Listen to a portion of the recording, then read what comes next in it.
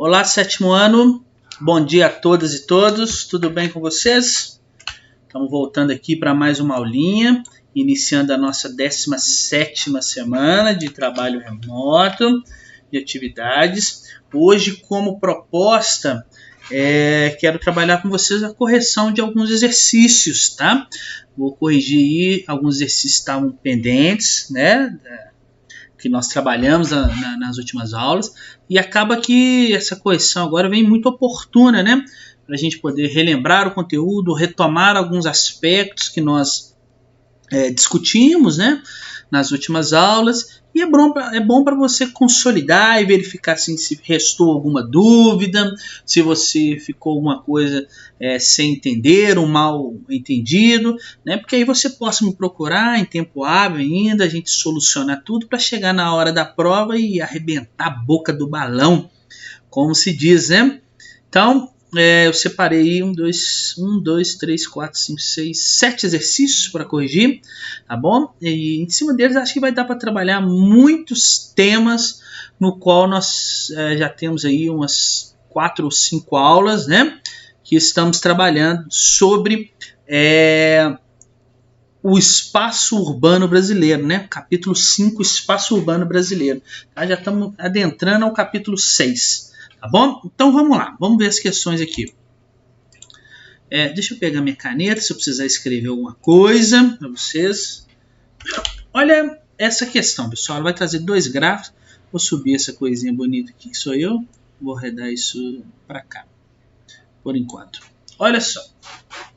Analise o gráfico a seguir. Geração de resíduos sólidos urbanos no Brasil, tonelada por dia.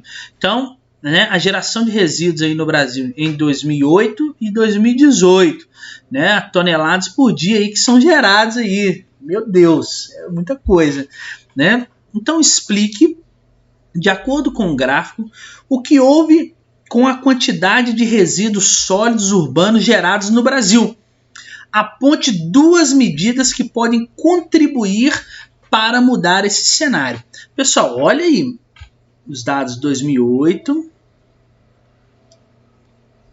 Eu tinha tantas toneladas por dia que eram produzidas, 169 mil, né? E olha, em 2018, 10 anos depois, o que aconteceu? Então, de acordo com o gráfico, a geração de resíduos sólidos urbanos, o que ela aconteceu? Aumentou no Brasil. Tá? E o que a gente pode fazer aí para poder contribuir para que isso não ocorra, né? Contribuir para mudar essa situação. Eu posso citar para vocês que a gente pode contribuir fazendo a reciclagem, a reciclagem a partir da coleta seletiva, né? A partir da coleta seletiva, vocês fazem a coleta seletiva, vocês separam o resíduo na casa de vocês? Em casa eu separo. Então, de acordo com o gráfico, olha só, posso perceber que a geração de resíduos sólidos urbanos no Brasil, ela aumentou. E o que pode contribuir para mudar esta situação é a reciclagem a partir da coleta seletiva de resíduos, né? O que vai necessitar, é claro, de um incentivo à população para realizar o descarte separado do papel, do plástico, do metal, da matéria orgânica, ou seja, precisa separar direitinho esse resíduo. Além disso, é importante praticarmos o quê? Um consumo consciente, né? Um consumo consciente vai impactar diretamente isso aqui, fazendo a diminuição aqui da geração de resíduos. Então, um consumo consciente. O que mais que nós podemos ter aí como medida aí para contribuir para mudar esse cenário de tanto resíduo?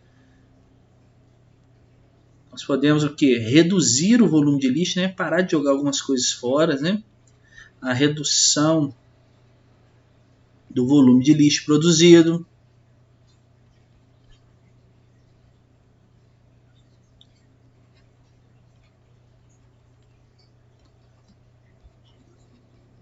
e uma série de outros fatores. Eu vou citar isso aqui, senão a aula vai ficar muito longa.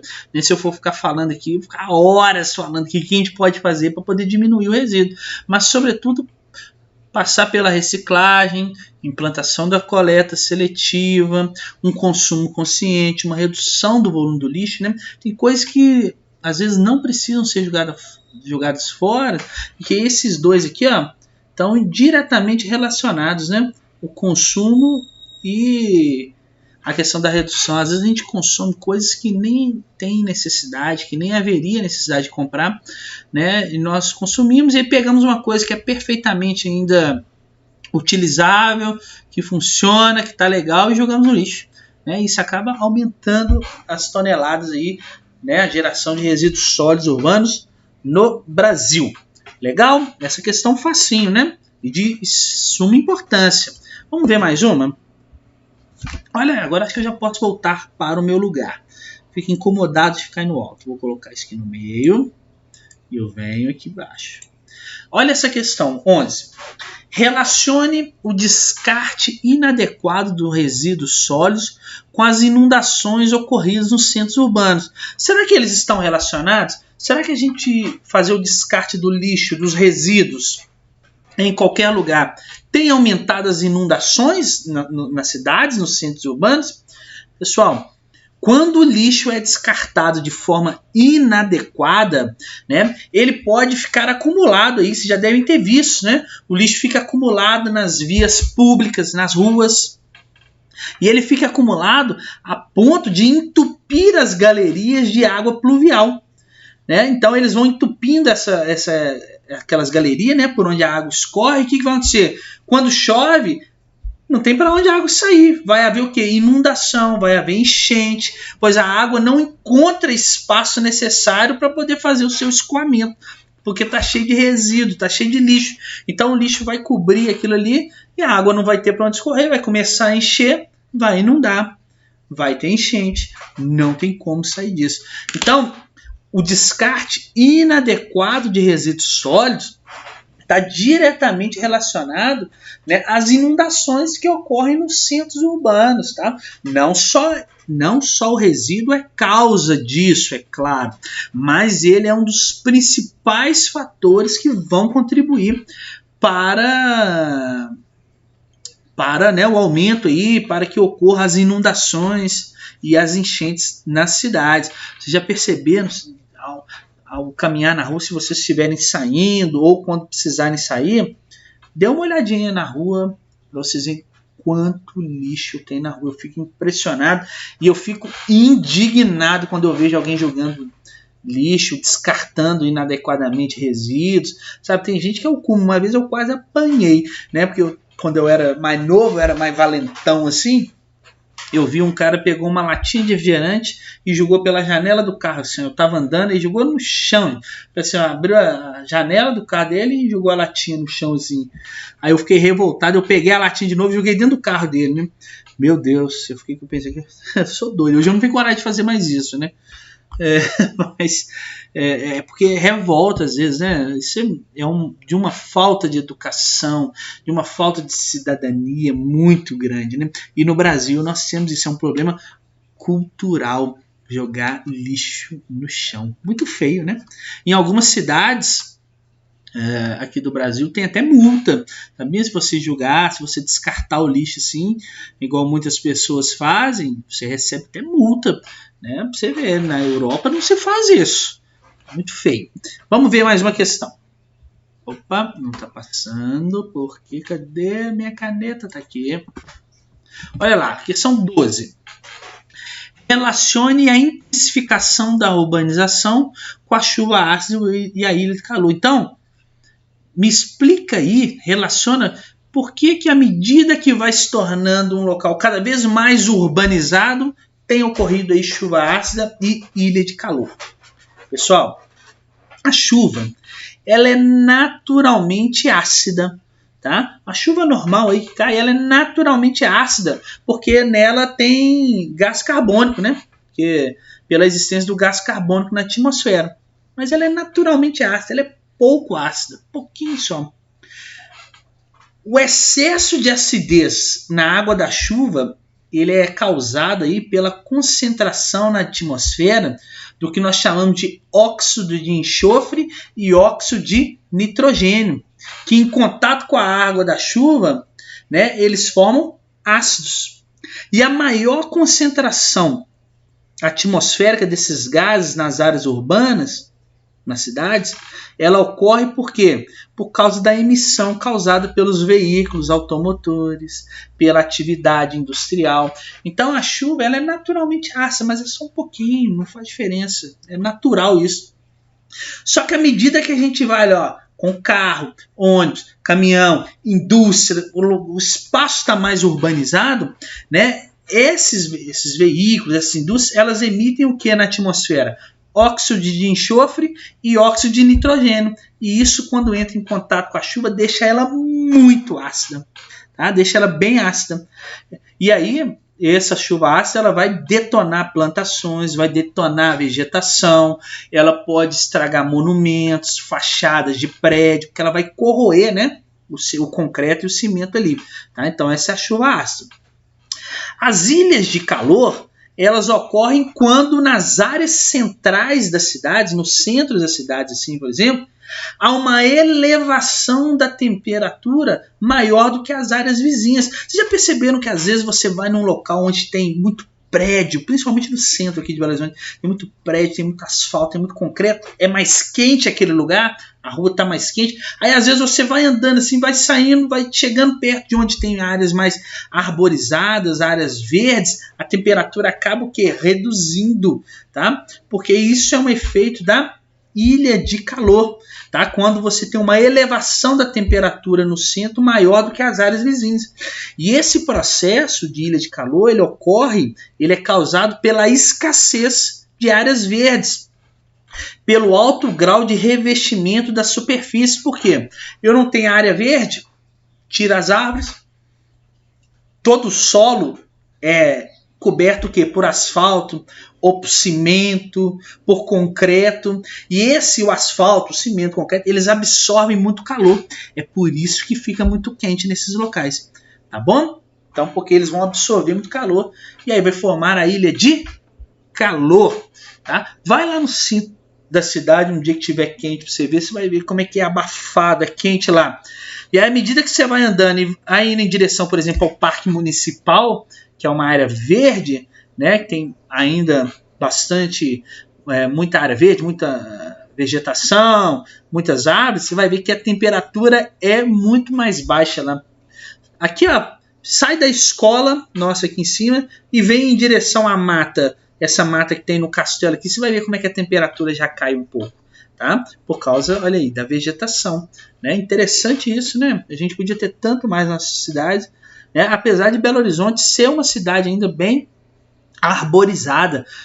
Nós temos aí outros lugares, quem já foi no centro de São Paulo, esse local, vocês vão observar lá que, meu Deus, não tem nada, você não vê nenhuma árvore e é quente demais. Legal? Vamos ver mais uma. Beleza. Explique o que é a poluição visual.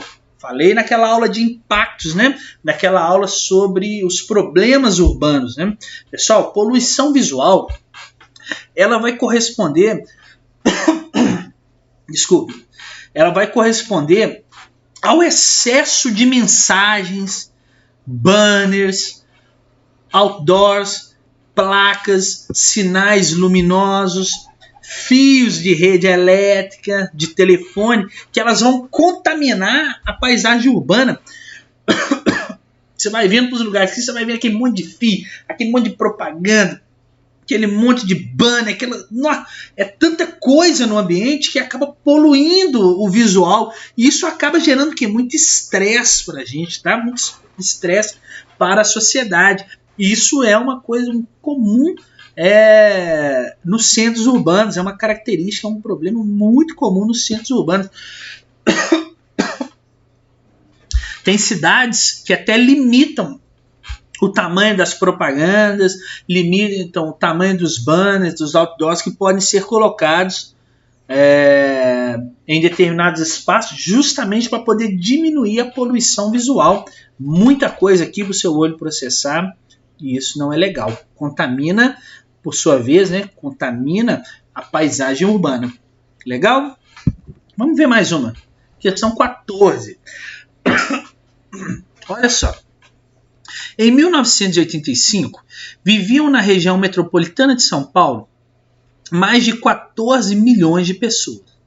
A maioria mora em habitações precárias, favelas, cortiços e casas autoconstruídas em terrenos destituídos de serviços públicos. E ganha poucos salários mínimos por mês, revelando um acentuado grau de paupérrimo e precárias condições urbanas de existência.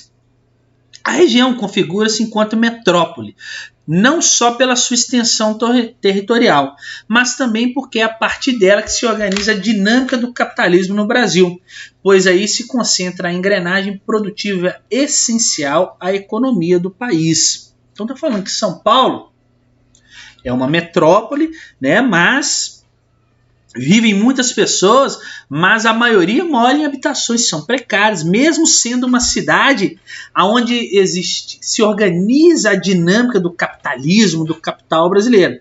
E aí vamos ver. Diferencia a metrópole paulista das demais metrópoles brasileiras. Pessoal, São Paulo diferencia-se aí das outras metrópoles brasileiras pelo alto grau de importância e influência econômica que ela tem, tá? Essa influência ela é estrutural. São Paulo ela é polarizadora, ela polariza todos os centros de comércio, ela polariza as mercadorias, os centros financeiros, as universidades dentro do território nacional. Então ela difere de outras metrópoles no Brasil justamente por isso, porque ela tem um alto grau de importância e influência econômica, estrutural e polarizadora dentro do território nacional, mesmo que eu tenha vários problemas como foram descritos aí no texto, tá bom? Ela é uma metrópole. Vamos ver aí, ó. Questão agora 15, lá da Unicamp também. Vou precisar arredar aqui minha imagem, vou deixar ela aqui por enquanto, ó.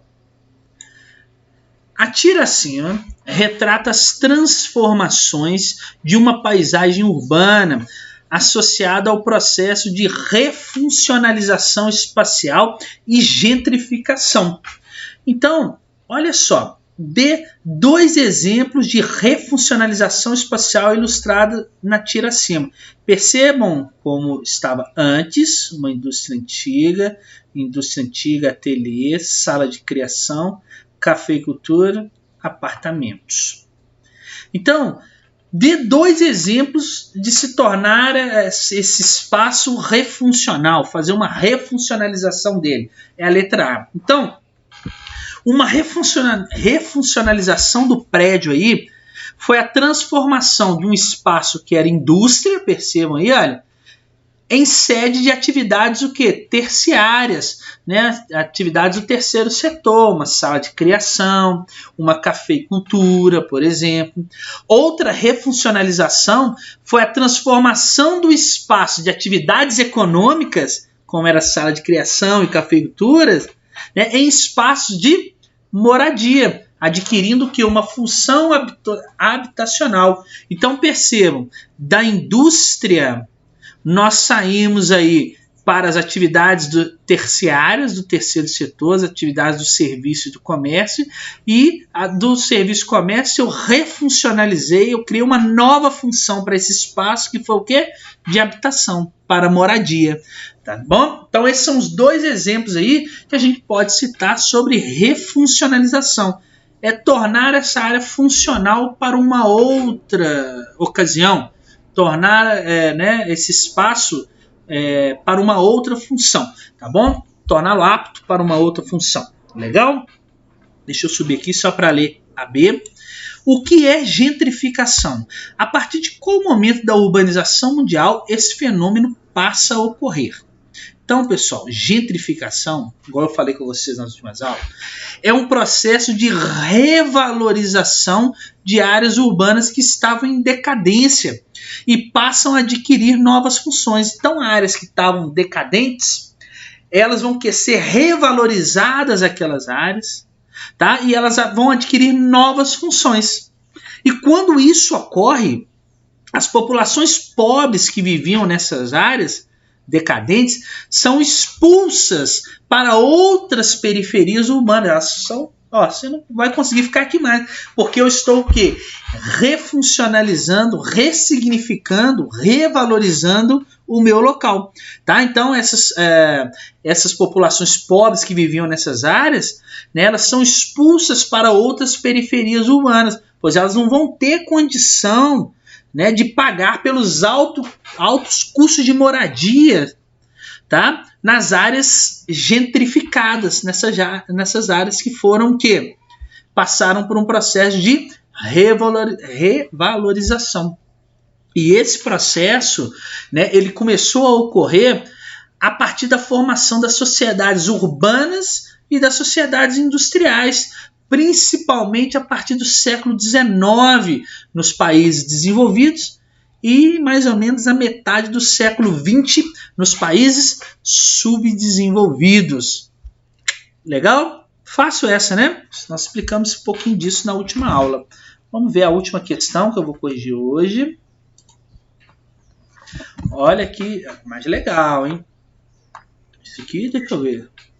Tá, vamos lá. Deixa eu subir aqui a imagem. Vamos ver, observe as imagens a seguir. As imagens evidenciam a alteração do meio ambiente causada pelo processo de urbanização. Então, na imagem 1 eu tenho uma imagem mais natural e na 2, né, o crescimento da cidade através do processo da urbanização. Então, aponte duas consequências sociais ou ambientais decorrentes da transformação do espaço evidenciada nas imagens. Então, duas consequências aí, sociais ou ambientais. Uma das consequências, né, que eu posso falar com muita propriedade, se você analisar aqui, principalmente nessa imagem 2, nesse espaço aqui, por exemplo, é o que? É a ocorrência de enchentes, devido ao que? A substituição da cobertura vegetal pela ocupação humana, tá bom? Na planície pluvial, essa planície que é a área cheia do rio, né? Quando começar a chover, o rio vai encher, só que em vez de ter vegetação ali, vai ter o quê? Casa, vai ter pessoas morando. Então, enchente, tá bom? Outra consequência que eu posso observar aqui é o que nós chamamos de assoreamento do rio, já que eu tirei a cobertura vegetal dele, que protegia os solos, né, da região, dos processos erosivos. O que vai acontecer? A carga de sedimentos vai ser muito alta, né? Vai haver um alto processo erosivo na região, já que eu não tenho cobertura vegetal, e esses sedimentos vão todos para dentro do rio. E aí vou causando o assoreamento, vou enchendo o rio de sedimentos, tá? Uma hora o rio desaparece, tá bom? Legal? Letra A.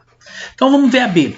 Cite uma ação que poderia minimizar os problemas decorrentes da ocupação do espaço evidenciados na imagem. Então, disso tudo que nós falamos, uma ação que poderia minimizar, né? Uma ação seria, por exemplo, a adoção de um planejamento urbano capaz de impedir a implantação, nesse caso aí, de novas construções ao longo do rio, ao longo das margens do rio, né? Que se crie áreas verdes na cidade para diminuir o escoamento da água da chuva. Isso tudo são medidas que podem o quê? Minimizar os problemas decorrentes o quê? Da ocupação do espaço. Resolver não tem como mais, porque, né, as pessoas ocuparam essa região. Então, mas a gente pode minimizar os impactos dela, né, não deixando, por exemplo, as pessoas ocuparem essas áreas aqui, que ainda não foram ocupadas, olha, nas margens dos rios aqui, desse lado e desse lado, e começar o quê? A colocar muita área verde, muita cobertura vegetal, porque quando a chuva vier, essa área verde vai proteger o solo, vai diminuir o escoamento, vai dar uma freadinha na água, e aí ela vai mais devagar para o rio, dá tempo do rio encher devagar e sair, sem causar aquelas grandes o quê? Enchentes, sem inundar grandes áreas. Beleza? Então, pessoal, essa foi nossa correção de hoje. Espero que vocês tenham gostado. Espero que tenham entendido. Qualquer coisa, estou à disposição de todos. Não deixem de me procurar. uma ótima semana para todos nós e até a próxima aula. Valeu!